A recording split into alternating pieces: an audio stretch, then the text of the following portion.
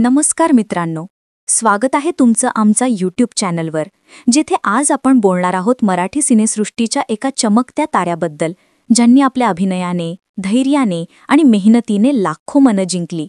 होय, त्या आहेत अलका कुबल.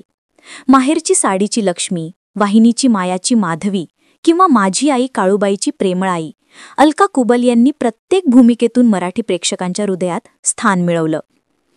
पण मित्रांनो, त्यांचा हा प्रवास इतका सोपा नव्हता. एका साध्या मुंबईच्या मुलीपासून सिनेसृष्टीच्या राणीपर्यंत आणि एका भयानक अपघातातून पुन्हा उभं राहण्यापर्यंत ही कथा आहे प्रेरणेची, संघर्षाची आणि यशाची. आणि हो, व्हिडिओ आवडला तर लाईक, कमेंट, शेअर आणि सबस्क्राईब करायला विसरू नका. कमेंटमध्ये सांगा तुम्हाला अलकाच्या कोणत्या चित्रपटाने सर्वात जास्त प्रभावित केलं. चला सुरुवात करूया त्यांच्या बालपणापासून. अलका कुबल यांचा जन्म 23 सप्टेंबर 1965 रोजी मुंबईच्या गोरेगाव या मध्यमवर्गीय भागात झाला. त्यांचे पूर्ण नाव अलका समीर कुबल, पण लग्नानंतर त्या अलका आठल्य म्हणून ओळखल्या गेल्या. त्यांचे वडील टाटा मिलमध्ये कामगार होते, जे रोज सकाळी लवकर उठून मेहनत करत आणि संध्याकाळी घरी येऊन कुटुंबाला वेळ देत. त्यांची आई मुंबई महापालिकेच्या शाळेत शिक्षिका होत्या, ज्या प्रेमाने विद्यार्थ्यांना शिकवत आणि घर सांभाळत. अशा साध्या पण प्रेमळ वातावरणात वाढलेल्या अलकाला लहानपणापासूनच कला आणि सांस्कृतिक कार्यक्रमांची गोडी होती. तुम्ही विश्वास ठेवाल, शाळेत असतानाच त्या गाणी गायच्या, नृत्य करायच्या आणि छोट्या नाटकांमध्ये भाग घ्यायच्या. त्यांच्या या आवडीला कुटुंबाने नेहमीच प्रोत्साहन दिलं, जरी पैशांची कमतरता असली तरी. वयाच्या अवघ्या 10-12 वर्षांपासूनच त्यांनी व्यावसायिक नाटकांत बालकलाकार म्हणून काम सुरू केलं. नटसम्राट, संध्याछाया, वेडा वृंदावन अशा दिग्गज नाटकांमध्ये त्यांच्या छोट्या छोट्या भूमिका इतक्या प्रभावी होत्या की प्रेक्षकांना त्यांचं नाव लक्षात राहू लागलं. कल्पना करा, एक लहान मुलगी स्टेजवर मोठ्या कलाकारांसोबत उभी राहते आणि तिच्या अभिनयाने सगळ्यांना थक्क करते.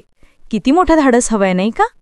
या नाटकांनी त्यांच्या मनात अभिनयाची ठिणगी पेटवली आणि त्यांनी ठामपणे ठरवलं की आपल्याला अभिनेत्रीच व्हायचं.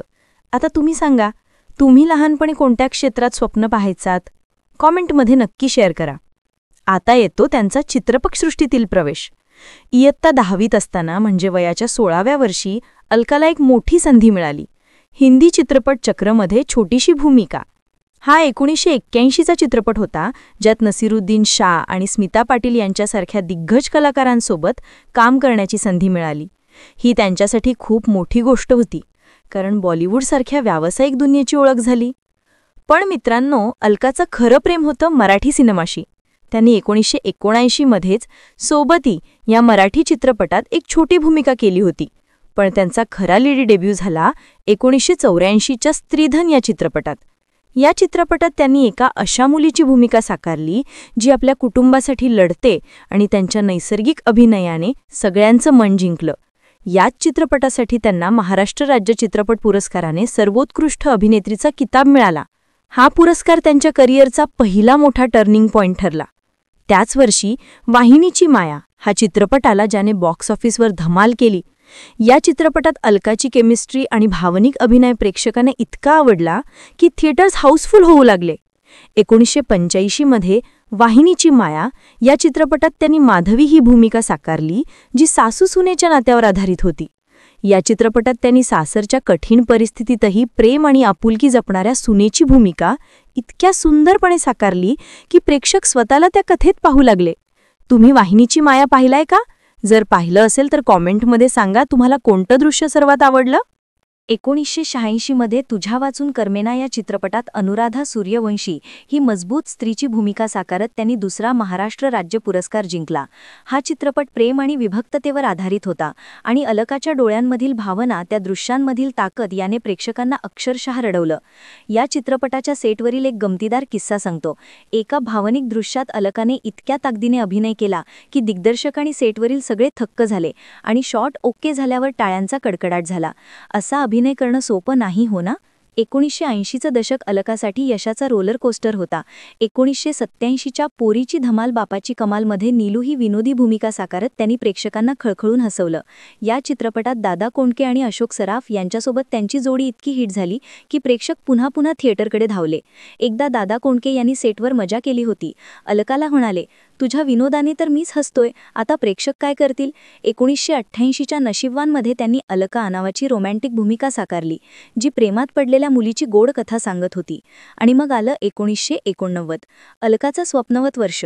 या एकाच वर्षात देत आली, राजाने वाजविला बाजा, आंटीने वाजवली घंटी, रिक्षावाली, मधुचंद्राची रात्र, धरला तर चावतंय, झाकली मूठ 1.25 लाखाची, घरकुल पुन्हा हसावे, बाळाचे बाप ब्रह्मचारी असे तब्बल 9 चित्रपट रिलीज झाले.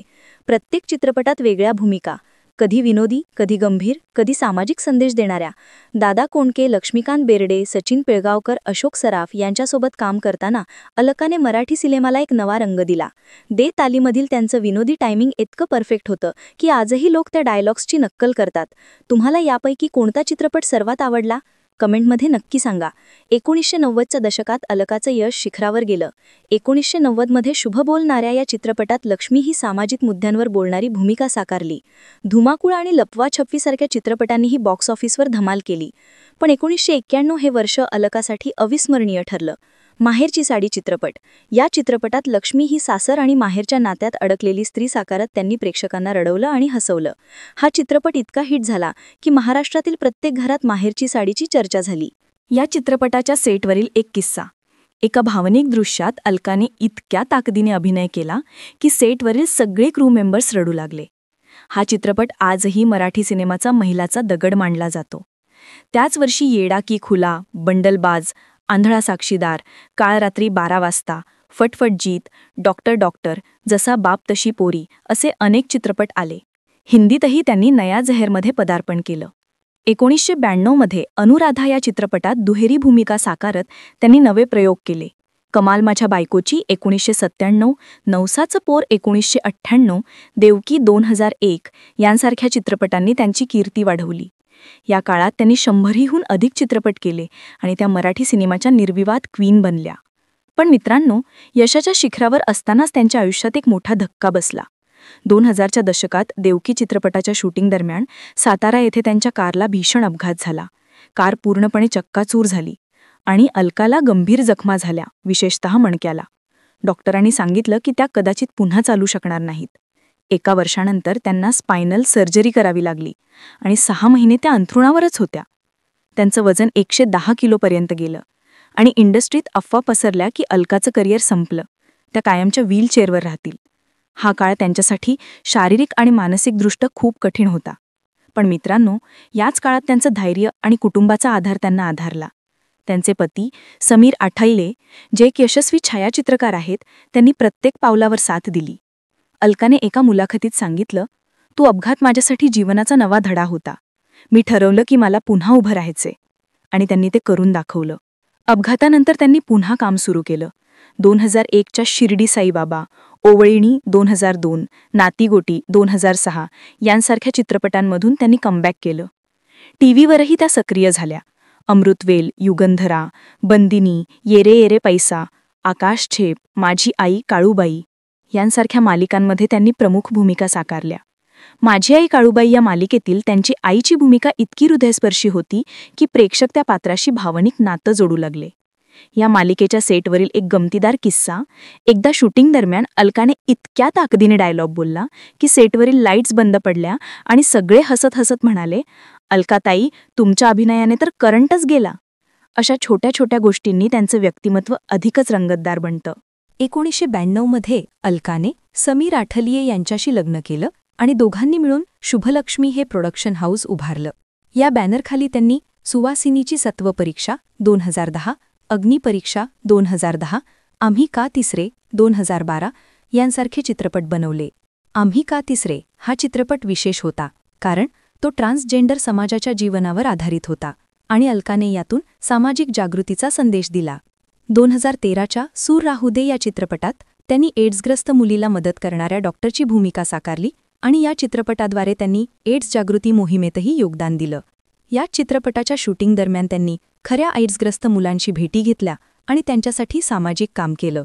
अशा प्रकारे अलकाने केवळ अभिनयच नाही तर सामाजिक बांधिलकीही जपली.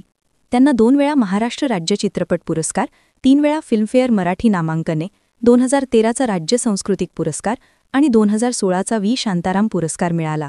आज 40 वर्षांच्या करिअरनंतरही त्या सक्रिय आहेत. अलीकडील चित्रपटांमध्ये धुराळा 2020, वेडिंगचा सिनेमा 2019, शेर शिवराज 2022, सुभेदार 2023 यांमध्ये त्यांनी आईच्या भूमिका साकारल्या. त्यांची मुलगी ईशानी आठलेही आता कलासृष्टीत पदार्पण करत आहे आणि अलकाचं मार्गदर्शन तिला मिळतंय.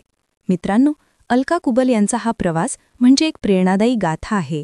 एका साध्या मुलीपासून सुपरस्टार, अपघातातून कमबॅक आणि सामाजिक कार्यात योगदान. ही कथा तुम्हाला काय शिकवते? तुमच्या आयुष्यातील असा कोणता प्रसंग आहे जिथे तुम्ही हार न मानता पुन्हा उभे राहिलात? कमेंटमध्ये नक्की शेअर करा. हा व्हिडिओ आवडला असेल तर लाईक करा, शेअर करा आणि सबस्क्राईब करून बेल आयकॉन दाबा. पुढच्या व्हिडिओत आणखी एका प्रेरणादायी व्यक्तिमत्वाची कथा घेऊन येईन. तोपर्यंत जय महाराष्ट्र आणि धन्यवाद.